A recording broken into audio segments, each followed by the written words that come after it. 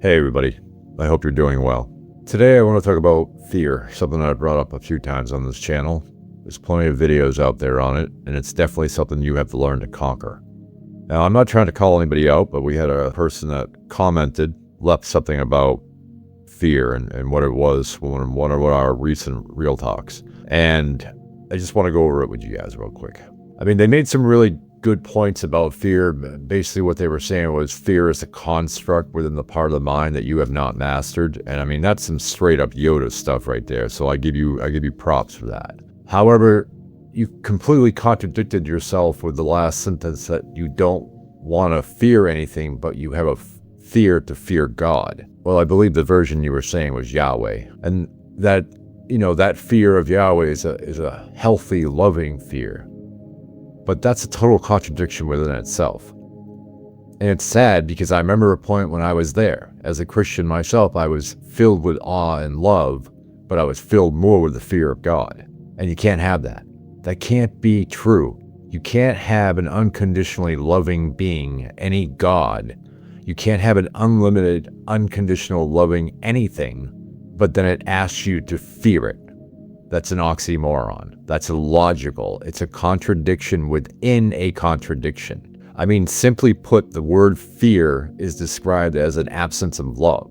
So right there, it cannot exist where love is present. There are so many of us who are blinded by that.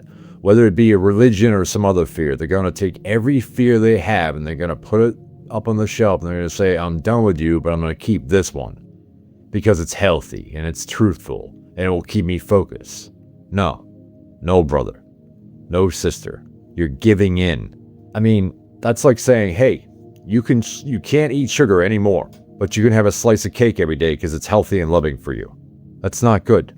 Listen, I understand being in that situation. I understand having people tell you that you have to fear this and fear that, but that's all it is. It's another man's opinion of what you should feel, what you should believe in. That's what dragged me out of it, because one day I thought to myself, how can I be unconditionally loved and yet still be asked to fear that love? It didn't make any sense. It shouldn't make any sense to you. When you bring it into a religious standpoint, all that's going to do is manifest God as a vengeful and destructive force. So all that, hellfire and brimstone and all that stuff. I mean, in reality, when you think about the fear of God, that's just a projection of your own self-punishment, your own guilt. You're using that God and that fear of that God as a way to punish yourself for the guilt that you feel internally, which is literally pounded into your brain every Sunday when you go to church or through other avenues in society.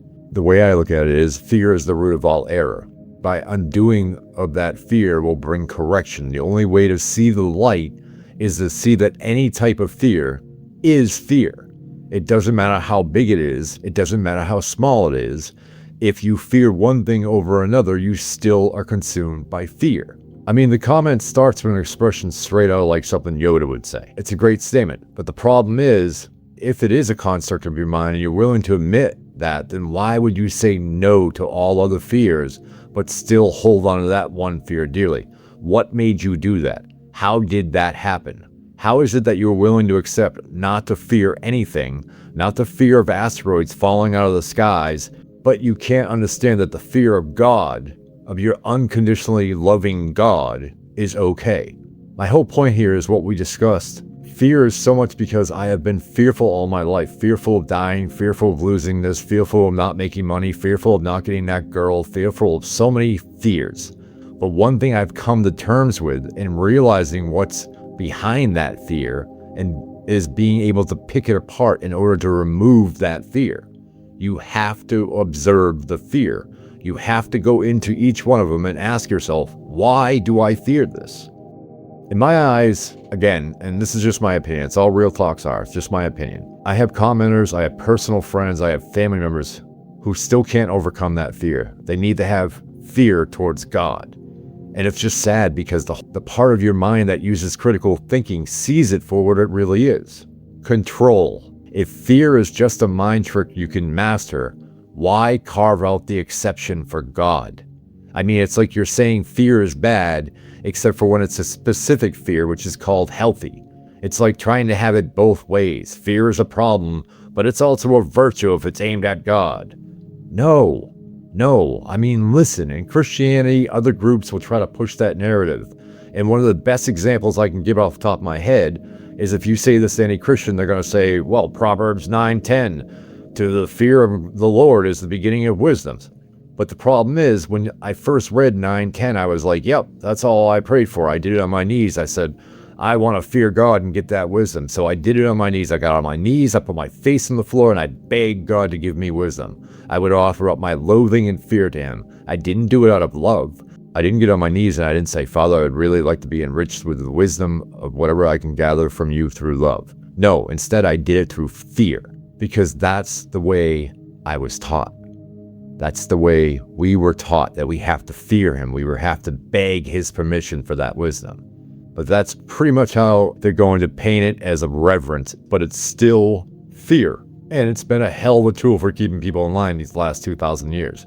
I mean, think about the sermons about hellfire, guilt trips from the pulpit that they hear every week. It's fear as a leash, steering folks towards obedience. Society has learned this trick, and they've leaned on it forever. It's not just religion, but also in public parenting. I mean, parents do it, you name it. Fear works because it's loud and it's instinctive.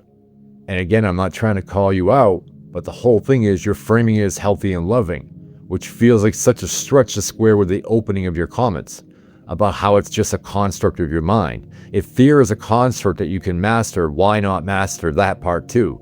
Fear is bad unless it's my fear. Then it's golden.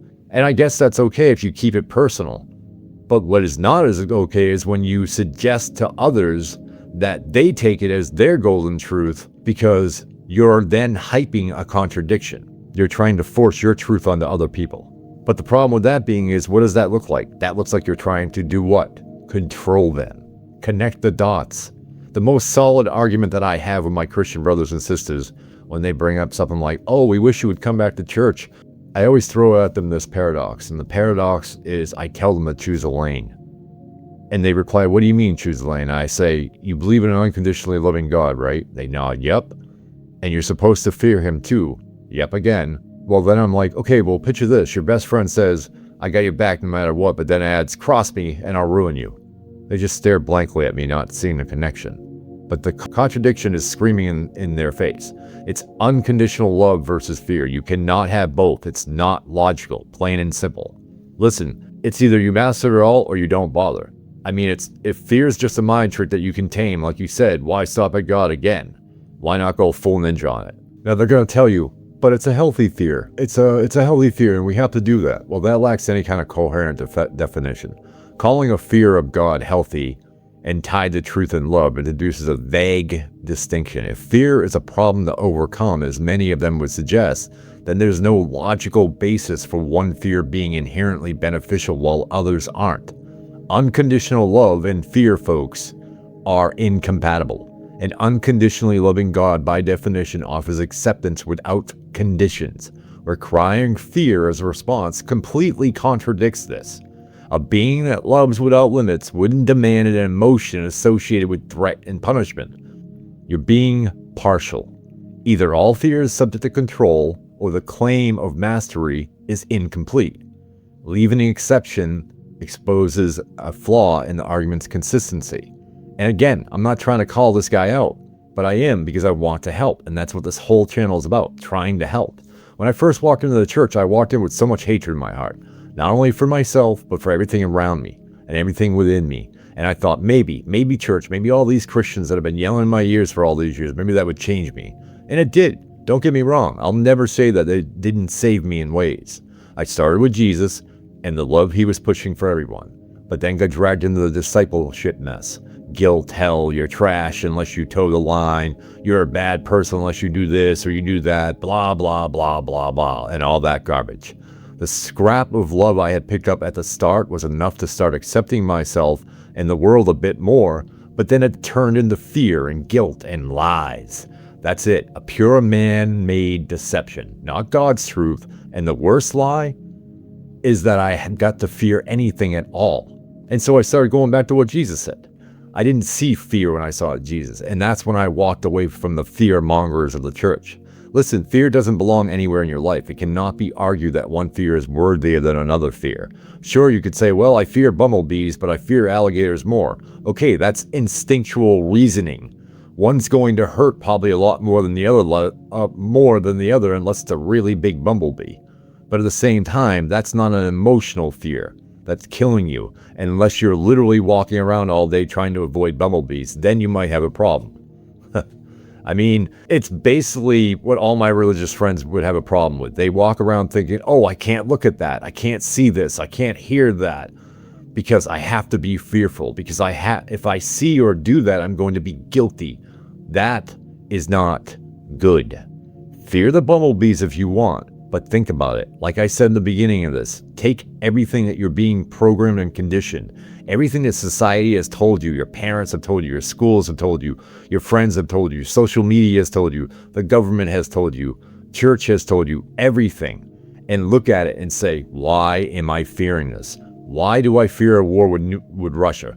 There's nothing I can do about it. Why should I sit around and worry about it all day long? Why do I fear what somebody in the White House is doing or not doing? In the grand scheme of things, it has nothing to do with your experience. Why do I fear what my pastor is saying to me every week? Why? And when you start breaking it down, you'll look behind that fear. And behind all that fear, the one thing you will always see is it is a control device. You are being controlled through fear. Church, society, whatever. Break it down. Why fear what you can't change? It's all control. Never let another man's truth be your own. I love all of you. Please continue to walk in light and realize you can't have one if you continue to keep the other.